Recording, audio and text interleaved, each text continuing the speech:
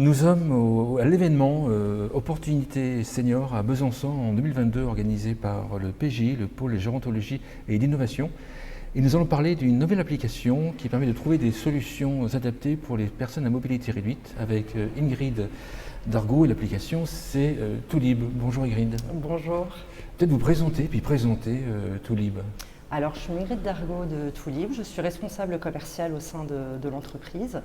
Nous avons développé une application, donc Toolib, qui permet aux personnes en perte d'autonomie ou en situation de handicap à trouver des solutions adaptées qui répondent à leurs besoins via la création d'un algorithme qui nous permet en fait d'identifier les besoins de la personne et de garantir que les propositions que notre application va lui proposer correspondent bien à ses besoins.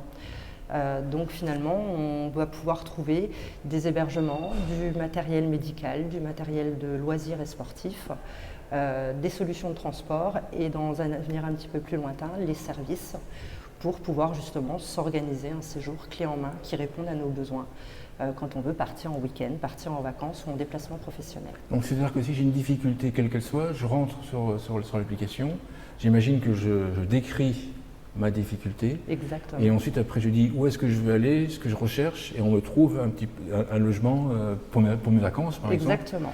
Adapté à ma situation. Un utilisateur, quand il va se connecter à Toolib, il va créer son compte comme sur toute application et à partir de là, on va aller lui demander quels sont ses besoins en adaptation. Ces besoins, nous les avons mesurés avec l'aide de professionnels de santé et des ergothérapeutes. Et une fois que ce profil est créé, on va aller rentrer des dates, une localisation et puis on va avoir des propositions qui vont être faites en fonction justement des besoins que l'on a mentionnés dans notre profil et on va aller proposer au fur et à mesure des hébergements qui répondent à cette recherche. Comment est-ce que vous faites pour référencer les hébergements? On prospecte beaucoup, on va regarder tous les catalogues des offices des tourismes, des différents labels et ainsi de suite. On peut trouver la mention PMR et puis après on appelle, on contacte, on échange. On essaie d'évaluer l'adaptabilité de ces hébergements. C'est ce que je dis généralement, nous ne faisons pas de discrimination. Le but, c'est de comprendre l'hébergement tel qu'il est fait, tel qu'il est conçu, pour pouvoir le proposer, puisque toute adaptation peut répondre à un besoin d'une personne, en sachant qu'on peut très bien avoir une baignoire avec une barre de soutien ou une douche à l'italienne avec un strapontin et ainsi de suite. Donc on prend tous ces hébergements et on va pouvoir en fait, en fonction de ces adaptations, donner la bonne lecture, la bonne visibilité et pouvoir les proposer aux personnes en fonction de ce qu'elles recherchent. Les hébergements, vous référencez, c'est des hébergements que des propriétaires ont adaptés, PMR ou adaptés, et qui sont mis à la location en courte durée. Et ma question c'est, quelle est la motivation des propriétaires d'adapter en plus leur logement et pas faire un logement classique? Alors on a beaucoup de propriétaires qui travaillent déjà avec des différents labels qui sont reconnus en France, qui travaillent aujourd'hui avec nous, qui ont fait la démarche d'adapter leurs hébergements. Ils avaient l'habitude de recevoir tout type de public. Et ils voulaient aussi pouvoir recevoir notamment des personnes en perte d'autonomie ou en situation de handicap. Donc ça, c'est le premier gros volet, c'est celui qui nous a permis, au départ de notre projet, d'aller chercher nos premiers hébergements, puisque c'était déjà des gens qui avaient des hébergements adaptés et qui communiquaient dessus, puisque leur objectif, c'était de pouvoir recevoir ce type de public. Après, le travail de notre communauté, du travail sur les réseaux et ainsi de suite, ça a été de dire aussi à tout particulier qui a adapté son hébergement pour lui, qui ne sait pas comment il pourrait en faire bénéficier quelqu'un d'autre, qu'il vienne travailler avec nous puisqu'on a notre algorithme. Toutes les annonces sont vérifiées par les ergothérapeutes avant de pouvoir être publiées. C'est ce qui permet de les intégrer derrière et de donner la visibilité directement sur notre plateforme. Donc quelqu'un par exemple qui serait paraplégique et qui a adapté son hébergement pour lui, il l'a adapté pour ses besoins. Nous on le sait dans notre quotidien, si on prenait deux personnes qui souffrent de la même pathologie, n'auront pas forcément les mêmes besoins en termes d'adaptation, ça va dépendre de notre force, de notre âge et ainsi de suite et de notre niveau d'autonomie. Et c'est de se dire, j'ai adapté mon hébergement pour moi, mais il peut convenir à quelqu'un. Et donc en passant par Toulib, il va bénéficier de l'expertise de nos ergothérapeutes pour garantir que si quelqu'un souhaite venir dans son hébergement ou louer son hébergement pendant les vacances, il n'y aura pas de souci à ce niveau-là, puisque ça a déjà été validé par des ergothérapeutes.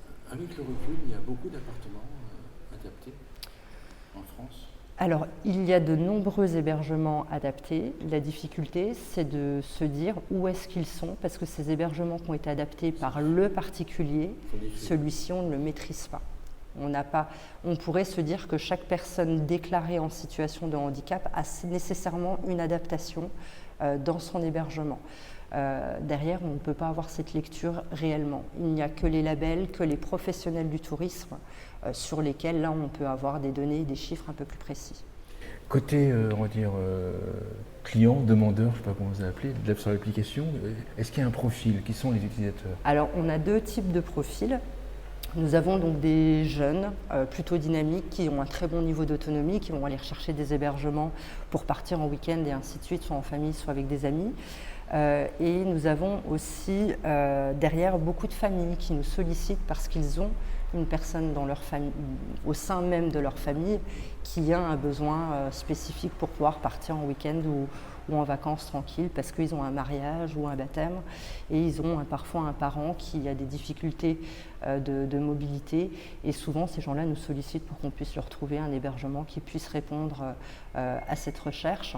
Et puis on a aussi un troisième profil, ce sont les institutions qui nous sollicitent aussi pour pouvoir répondre à des recherches un peu plus précises en termes de faut que ce soit des grands hébergements, il faut qu'il y ait plusieurs chambres adaptées et ainsi de suite. Donc ça c'est pour les hébergements.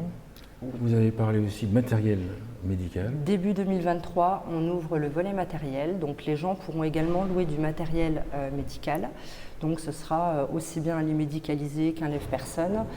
Ça pourra être aussi des aides comme les fauteuils de douche, ce genre de petits équipements qui sont relativement faciles à livrer sur place quand on réserve un hébergement. Ou pas, ça peut être aussi pour dépanner quelqu'un qui est de passage, qui a besoin d'un matériel adapté dont on n'a pas forcément besoin, nous, dans notre quotidien. Oui, c'est une personne qui part en vacances ou une famille qui part en vacances et une personne on va dire, qui a un handicap. Et pendant ce séjour-là, la famille pourrait louer un matériel médical adapté uniquement pour la période en question. Exactement. Sans avoir à transporter le matériel à la maison, de la maison. Et c'est tout bête, par exemple, je prends souvent l'exemple de ma grand-mère qui a un âge très, très avancé. Elle vient à la maison, j'ai une douche à l'italienne, je sais que pour son confort, une douche c'est pratique, mais elle a besoin d'une chaise pour pouvoir s'asseoir et faire sa toilette. Moi personnellement j'en ai pas besoin dans mon quotidien. Et bien finalement je peux très bien louer directement cette chaise de douche, la faire livrer à la maison et puis pour recevoir ma grand-mère, je sais que… Quand on reçoit une personne, même chez soi, à ce moment-là on pourrait louer le matériel avec Exactement, on n'a pas cette obligation de réserver un hébergement pour pouvoir avoir droit à d'autres possibilités. Non, il existe plein de possibilités, il existe plein de besoins. Maintenant, comment on communique, comment on peut les proposer et comment on peut y avoir accès facilement. Et finalement, Toulib donne cette lecture-là et cette possibilité-là de se dire, en un clic, soit je pars en vacances, soit j'ai besoin aussi d'équiper mon hébergement parce que je reçois quelqu'un qui a des besoins adaptés. Allons-y, on peut trouver sur Toulib toutes ces réponses et toutes ces solutions. C'est-à-dire qu'en fait, le matériel serait proposé par qui? Par des particuliers par des professionnels? Sur le matériel, on sera plus sur du professionnel. On est déjà en train de développer nos partenariats pour notre ouverture début 2023. Sur le matériel de loisirs, on est beaucoup en collaboration avec des associations qui proposent déjà de la location de joëlettes et ainsi de suite, ou du ski adapté pour pouvoir bénéficier d'activités et du matériel adapté. Et on a aussi donc des clubs sportifs, puisqu'on peut avoir des clubs de hockey adaptés, des clubs de rugby fauteuil et ainsi de suite, qui peuvent aussi proposer, pourquoi pas, de venir faire un entraînement, venir essayer comment essayer ces nouveaux matériels et aller vivre des sensations qu'on n'aurait pas forcément l'habitude de vivre dans notre quotidien. Comment est-ce qu'on fait pour faire connaître une telle application? Parce que c'est très très très vaste, sur un champ qui est assez nouveau.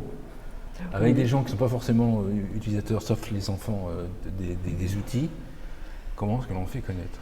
Eh bien, on va à la rencontre des institutions, on fait des salons, on travaille beaucoup sur les réseaux, on développe des partenariats, on va à la rencontre des offices de tourisme.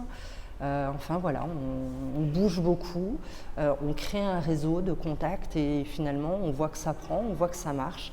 Et aujourd'hui, on a des offices de tourisme qui veulent travailler avec nous parce qu'ils ont envie de communiquer sur les hébergements PMR. Ils savent qu'ils ont une limite de cette communication. Eux vont vous aider à référencer les logements au niveau local. C'est un donnant-donnant, j'ai envie de dire. Ils ont un réseau, mais ils savent que ce réseau, ils ont du mal à communiquer dessus. Bien sûr, il faut connaître. Et nous, finalement, on a cette capacité aujourd'hui de pouvoir directement leur donner cette lecture sur l'adaptabilité des hébergements qu'ils peuvent proposer. Si je suis directeur d'une résidence service senior ou directeur d'une résidence autonomie, est-ce que j'ai un intérêt à travailler avec Toulib?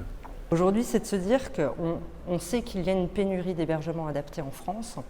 Donc, plus on arrive à trouver ces hébergements adaptés sur le territoire, mieux on répondra à la demande et plus on facilitera la mobilité des personnes. La mobilité, elle commence aussi quelque part dans l'hébergement, puisque même si les espaces urbains étaient accessibles, si les hébergements ne le sont pas, on ne peut pas profiter de notre séjour. Donc ce sont deux choses qui fonctionnent en parallèle et qui fonctionnent ensemble. Et l'avantage qu'un propriétaire aujourd'hui a à travailler avec Toulib, c'est que pour lui c'est gratuit, on ne lui demande rien. L'objectif, c'est de pouvoir communiquer sur ces hébergements, de pouvoir donner cette lecture et de pouvoir les proposer à des utilisateurs qui ont des besoins justement adaptés et qui recherchent des solutions quand ils veulent se déplacer. Si je suis directeur d'une résidence service senior, moi je vois deux intérêts. Premier intérêt, je mets mes appartements de libre sur votre application pour essayer de les remplir en courte durée, première application. Deuxième application que je vois, l'intérêt, c'est que je pourrais faire la promotion de votre service auprès de mes locataires qui eux, pourraient utiliser votre application lorsqu'ils vont voyager par exemple. Tout à fait. C'est les deux… Exactement. C'est-à-dire que vous pouvez très bien proposer vos hébergements, un ou deux hébergements sur chacune de vos structures en disant ceux-là sont vacants, ils sont inoccupés, donc je peux les proposer via Toulib.